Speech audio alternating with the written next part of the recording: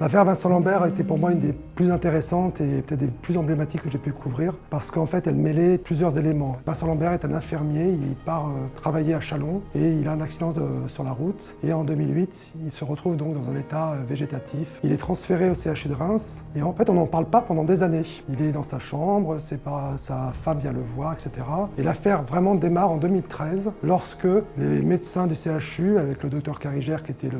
responsable du service décide l'arrêt des soins. C'est là que démarre vraiment l'affaire Vincent Lambert, parce que cet arrêt des soins en fait, est décidé en accord avec l'épouse de Vincent Lambert, Rachel, et à partir du moment où les parents découvrent que leur fils a été débranché, c'est là que l'affaire démarre vraiment et qu'on se retrouve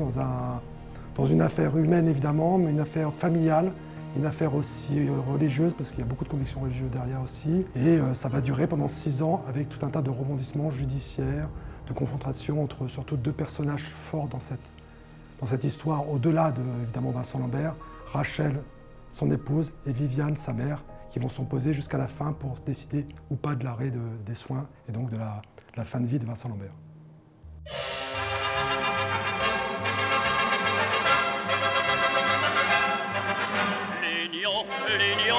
L'Union,